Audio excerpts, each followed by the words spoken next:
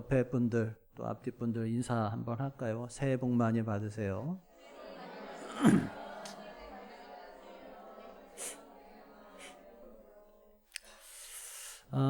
여러분 설날 하면 보통 어떤 이미지가 떠오르나요?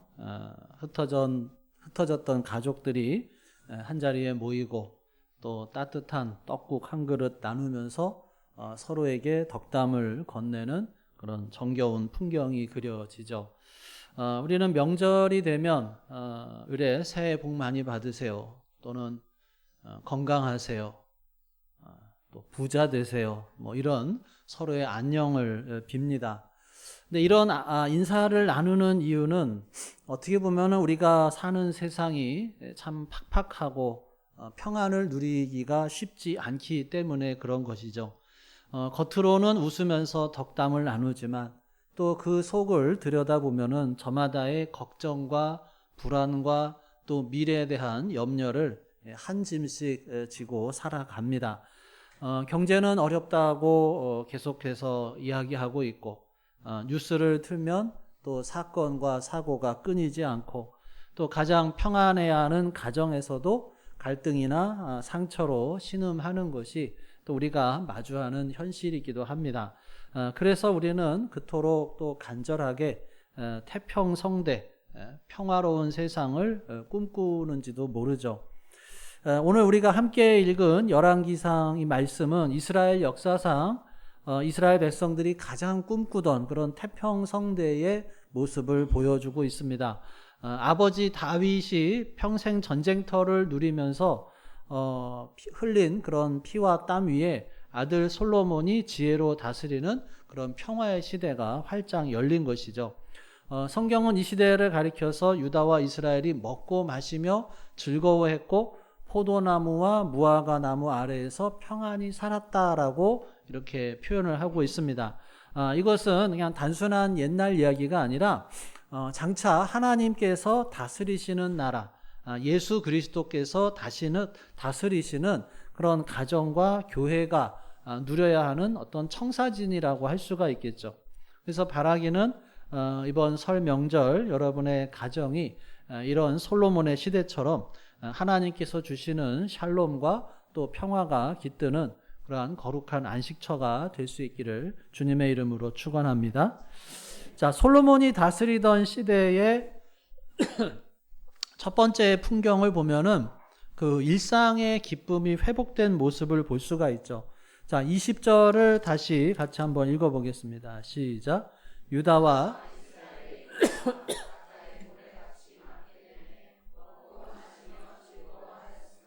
예, 먼저 여기 보면 인구가 바닷가에 모래같이 많게 되었다라고 하는 것이죠. 예, 바닷가에 모래같이 많게 되었다. 이것은 어디선가 많이 보던 표현이죠. 창세기 22장에서 하나님께서 믿음의 조상 아브라함에게 주셨던 약속입니다. 내가 내게 큰 복을 주고 내 씨가 크게 번성해서 하늘의 별과 같고 바닷가에 모래같이 많게 하겠다. 아브라함은 이 약속을 받았지만 생전에 그 성취를 보지는 못했어요. 그냥 이삭 하나 얻고 죽었습니다.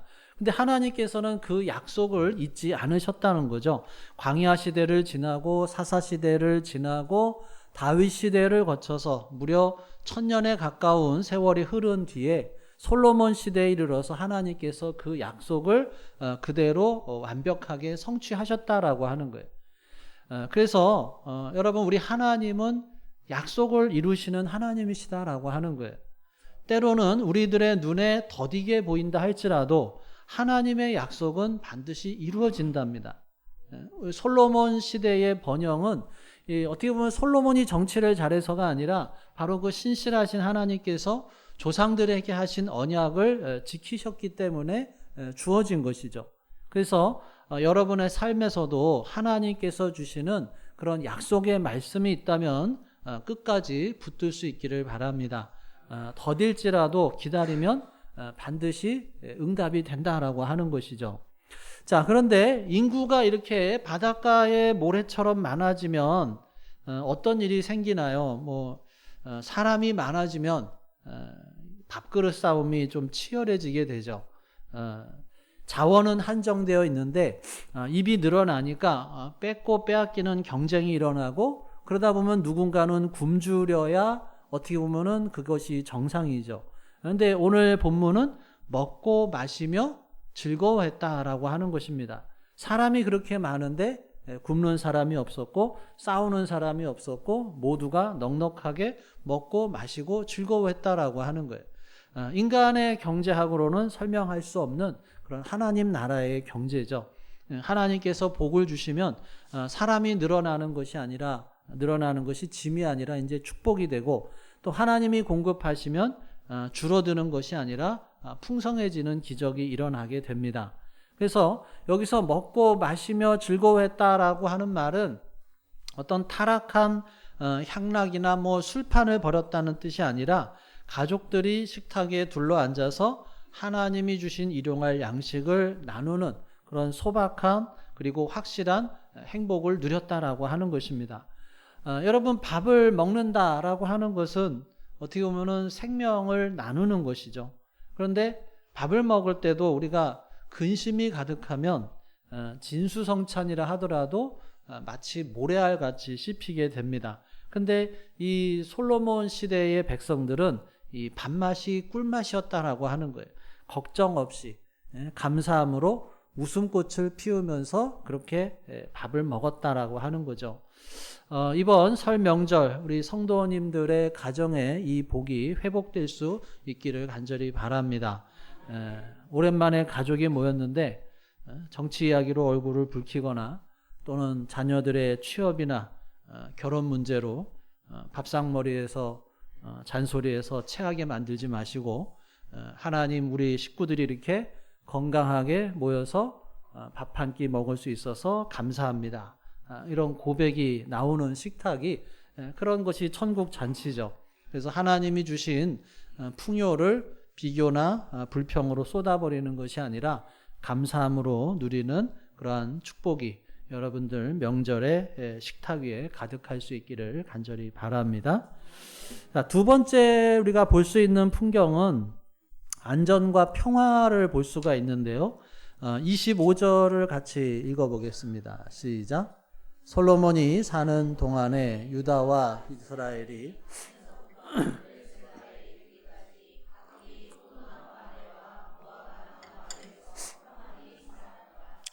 여기 보면 단과 브엘세바라고 하는 것이 나와요. 단은 이스라엘의 최고 북쪽에 있는 곳이고 브엘세바는 최고 남단에 있는 곳이에요. 그래서 우리나라로 표현하면 이제 백두에서 한라까지라고 하는 거죠. 그러니까 나라의 국경 끝에서 끝까지 어느 한 곳도 소외가 되지 않고 온 국토가 안전했다라고 하는 거예요. 이것은 강력한 어떤 국방력과 치안이 유지되고 있었고, 또 24절에 보면은 사방에 둘린 민족과 평화를 누렸다라고 하는 거예요. 적들이 감히 넘보지 못하는 그런 나라가 된 거죠. 그리고 포도나무와 무화과나무 아래라고 하는 표현은 이 구약 성경에서 이제 메시아 왕국의 평화를 상징하는 그런 표현이에요. 그래서 뜨거운 그런 중동의 태양 아래에서 하루 일과를 마치고 자기 집 마당에 있는 무화과나무 그늘에 앉고 또 잘 익은 포도송이가 주렁주렁 매달려 있고 거기에서 시원한 바람을 맞으면서 쉬고 있는 모습, 이것이 이제 본문에서 말하는 그런 행복의 이제 모습이라고 할 수가 있는데, 근데 여기서 또 중요한 것이 각기라고 하는 단어죠. 각 사람, 그러니까 왕궁에 있는 사람만 평안한 것이 아니라 그 고위 관리들만 잘 사는 것이 아니라 이름 없는 백성 한 사람 한 사람이 자기 소유의 나무 아래에서 쉼을 누릴 수 있는 그런 보편적인 평화를 말합니다. 세상이 말하는 평화는 힘에 의한 평화가 많죠. 내가 힘을 아주 강하게 가지고 있어서 다른 나라가 우리를 넘보지 못하도록 하는 그런 평화인데, 하나님이 주시는 평화, 샬롬은 단순하게 전쟁이 없는 그런 상태가 아니라 온전함, 부족함이 없고 안전함을 뜻하죠. 하나님께서 나의 목자가 되셔서 나를 푸른 풀밭과 쉴만한 물가로 인도하시는 상태. 사나운 짐승이 내 울타리를 넘지 못하도록 하나님께서 담이 돼서 지켜주시는 상태. 그것이 샬롬이다라고 하는 거예요. 여러분, 현대인들은 어떻게 보면 참 역사상 가장 풍요로운 시대를 살고 있으면서 또 어떻게 보면은 역설적으로 참 궁핍한 시대를 살고 있어요. 뭐 최첨단 보안 시스템을 설치를 해도 마음의 불안은 사라지지 않고, 수면제를 먹어야 잠이 들기도 하고, 돈은 많아졌는데 이 무화과 나무 아래에서의 쉼은 사라지고. 왜 그러냐면 진정한 평화는 환경에서 오는 것이 아니라 바로 이 관계에서 오기 때문에 그래요. 하나님과의 관계가 제대로 돼야 하늘의 평화를 누릴 수가 있다라고 하는 것입니다. 그래서 여러분, 여러분의 가정이 그런 샬롬의 안식처가 되기를 기도할 수 있기를 바랍니다.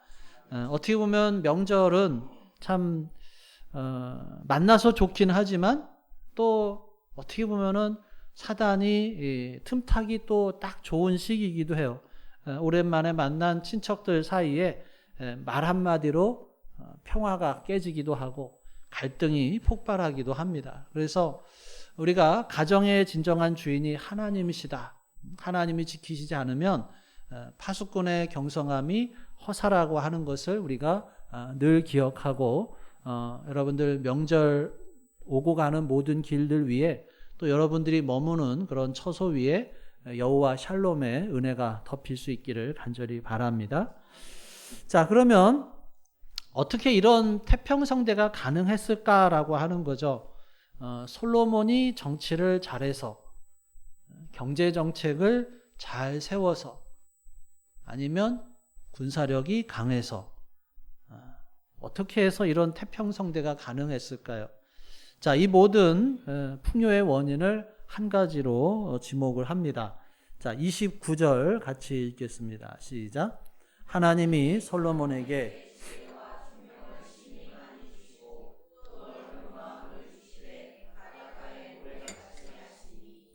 사람들은 솔로몬의 부귀영화를 부러워하죠. 나도 참 솔로몬처럼 부자가 되고 싶다. 나도 솔로몬처럼 풍요롭고 싶다. 그런데 그것은 열매만 보고 뿌리는 보지 못하는 거예요. 솔로몬 시대의 번영은 결과물이에요. 그 뿌리는 뭐예요? 하나님이 주시는 지혜였다라고 하는 것입니다. 솔로몬이 왕이 되었을 때 하나님께 부귀도 구하지 않고 장수도 구하지 않고 원수를 멸하는 것도 구하지 않고 오직 하나, 종은 작은 아이라 출입할 줄도 알지 못하오니 백성을 재판할 수 있는 듣는 마음, 지혜를 주옵소서라고 그렇게 기도를 했습니다. 하나님께서 그 기도를 기뻐하셨고, 그래서 그가 구한 지혜뿐만이 아니라 구하지 않은 부귀와 영광까지도 다 보너스로 주셨죠. 순서가 중요하다라고 하는 거예요. 지혜가 먼저고 부요는 그 다음에 따라오는 거예요. 근데 또 주신 것이 또 보면 뭐가 있냐면 29절에 지혜와 함께 또 뭘 주셨어요? 넓은 마음을 주셨다라고 하는 거예요. 그 넓이가 얼마나 컸던지 또 바닷가에 모래같이 하셨다라고 하는 거예요. 여러분, 지혜롭기는 한데 마음이 좁은 사람이 있어요. 그런 사람은 똑똑한 머리로 남을 비판하고 정죄하죠. 그리고 자기 주장만 옳다고 우겨요. 그러면 주변 사람들 다 떠나가죠. 근데 솔로몬은 지혜로우면서도 마음이 넓었다라고 하는 거예요. 수많은 백성들의 다양한 소리를 받아들일 수 있는 포용력이 있었고, 주변 국가들의 왕들의 지혜를 들으러 왔다가 그의 넓은 마음에 감동을 해서 조공을 바치고 평화조약을 맺었어요. 넓은 마음이 평화를 만든다라고 하는 거예요. 사랑하는 부모님들, 명절에 자녀들에게 어떤 덕담을 해주시겠어요? 공부 열심히 해서 좋은 대학 가라. 돈 많이 벌어서 부자 되라. 물론 좋은 말이죠. 근데 그것만으로는 부족하다라고 하는 거예요. 성공은 했는데 마음이 좁아서 가족과 원수가 맺고 사는 사람도 있어요. 가장 큰 축복은 하나님을 경외하는 지혜를 구하는 것이죠. 사랑하는 자녀들아, 솔로몬처럼 하나님께 지혜를 구하는 사람이 되어라. 하늘의 지혜로 인생을 살아라. 이렇게 축복해 줄 수 있기를 바랍니다. 또 자녀들, 또 며느리, 사위 대할 때, 또 시부모님들 대할 때 내 감정이나 경험으로 대하는 것이 아니라 하나님께 넓은 마음을 구하라는 거예요. 바닷가의 모래처럼 넓은 마음을 주셔서 섭섭한 말도 웃어 넘기게 하시고 부족한 모습도 품게 하여 주시옵소서. 이렇게 지혜가 다스리는 가정에 다툼이 그치고 샬롬의 평화가 임할 줄로 믿습니다. 자, 말씀을 정리하면 우리가 솔로몬 시대에 참 이 눈부신 풍경을 봤어요. 먹고 마시는 일상의 기쁨이 넘치고 무화과 나무, 포도나무 아래에서 쉬면서 하나님의 지혜가 온 땅에 덮은 그런 아름다운 나라죠. 근데 우리가 여기서 멈추는 것이 아니라 이 화려했던 솔로몬의 영광도 영원하지가 않았어요. 솔로몬 말년에는 이방 여인들을 사랑을 해서 우상을 숭배하고, 그래서 솔로몬이 죽은 다음에는 나라가 두동강이 납니다. 인간 왕이 다스리는 평화, 결국에는 한계가 있다라고 하는 거예요. 그래서 솔로몬은 어떻게 보면은 장차 오실 진짜 왕의 어떻게 보면은 그냥 그림자일 뿐이다라고 하는 거예요. 예수님께서 이 땅에 오셔서 이렇게 말씀을 하시죠. 마태복음 12장에 심판 때에 남방 여왕이 일어나 이 세대 사람을 정죄하리니 이는 그가 솔로몬의 지혜를 들으려고 땅끝에서 왔음이거니와 솔로몬보다 더 큰 이가 여기 있느니라. 우리에게는 솔로몬보다 더 크신 왕 예수 그리스도가 계시다라고 하는 것입니다. 솔로몬의 시대는 그냥 한 시대의 평화를 가져왔지만 예수님의 지혜는 우리들에게 영원한 생명과 하나님과의 화평을 가져다 주었다라고 하는 것입니다. 솔로몬은 백성들에게 세금을 거두어서 풍요를 누렸지만 만왕의 왕이신 예수님께서는 자기의 목숨을 우리에게 내어주심으로 우리를 부유하게 해 주셨습니다.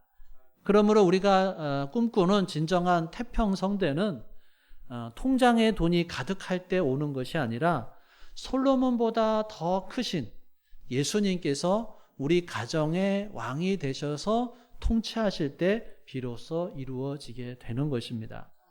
예수님이 주인 되시는 그런 가정이야말로 세상이 줄 수 없는 평안을 누리는, 포도나무와 무화과 나무 아래서 평안을 누리게 되는 것입니다. 사랑하는 여러분, 세상 사람들은 대박 나세요 그렇게 인사할 때 우리는 더 크고 위대한 복을 빌어야 하는 것이죠. 예수님의 지혜가 당신의 가정을 다스리기를 원합니다. 하나님 주시는 샬롬이 당신의 집에 깃들기를 원합니다.